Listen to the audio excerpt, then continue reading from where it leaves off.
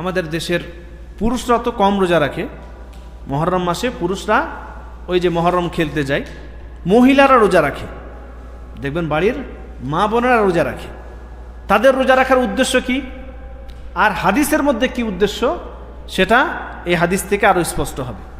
মুহররম মাসের আমরা যে 10 তারিখে রোজা রাখি, আশুরার রোজা, এই রোজা রাখার উদ্দেশ্য কি এ সম্পর্কে আব্দুল্লাহ ইবনে আব্বাস রাদিয়াল্লাহু তাআলা আনহু থেকে হাদিস বর্ণিত রয়েছে।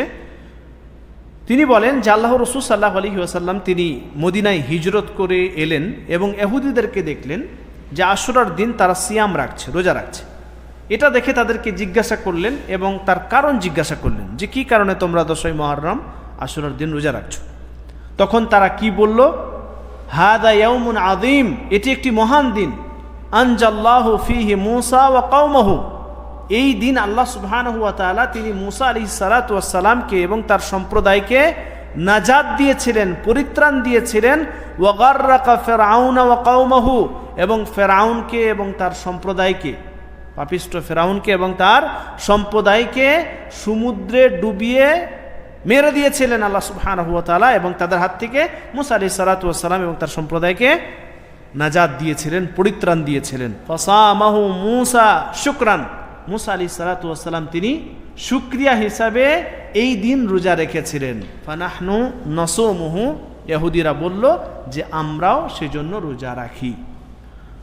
ফাকাল রাসূলুল্লাহ সাল্লাল্লাহু আলাইহি ওয়াসাল্লাম, তখন আল্লাহ রাসূল সাল্লাল্লাহু আলাইহি ওয়াসাল্লাম তিনি বলছেন, ফানাহনু আহাক্কু ওয়া আউলা বিমূসা মিনকুম, তোমাদের থেকে আমরাই মূসা আলাইহিস সালাতু ওয়াস সালামের আদর্শের বেশি হকদার, বেশি দাবিদার। ফাসামাহু রাসূলুল্লাহ সাল্লাল্লাহু আলাইহি ওয়াসাল্লাম, এবং সেজন্য আল্লাহ রাসূল সাল্লাল্লাহু আলাইহি ওয়াসাল্লাম তিনি নিজে রোজা রেখেছেন।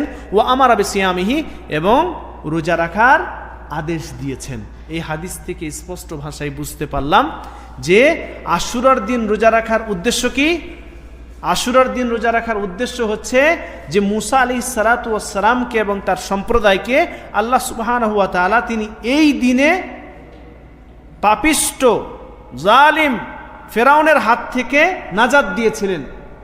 পাপিষ্ঠ ফেরাউনের হাত থেকে আল্লাহ সুবহানাহু ওয়া তাআলা মূসা আলাইহিস সালাতু ওয়াস সালামকে এই 10ই মুহররম মাসের 10 তারিখে নাজাত দিয়েছিলেন, পরিত্রাণ দিয়েছিলেন।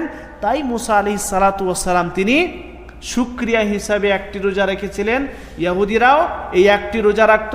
রাসূল সাল্লাল্লাহু আলাইহি ওয়াসাল্লাম যখন এই কারণ শুনতে পেলেন, এই কারণ শুনলেন, তখন তিনি বললেন যে তোমাদের থেকে আমরা বেশি হকদার মূসা আলাইহিস সালাতু ওয়াস সালামের আদর্শের।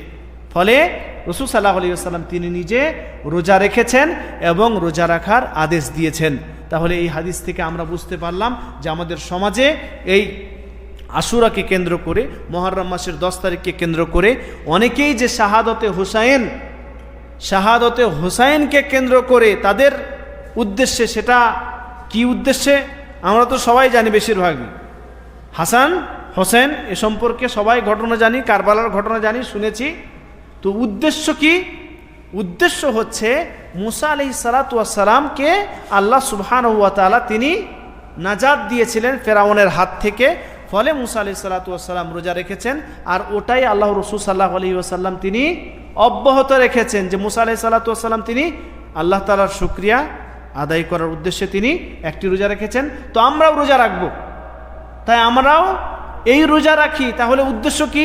উদ্দেশ্য হচ্ছে মূসা আলাইহিস সালাতু ওয়াস সালাম যে উদ্দেশ্যে রোজা রেখেছেন সেই উদ্দেশ্যে আমরা আশুরা রোজা রাখবো।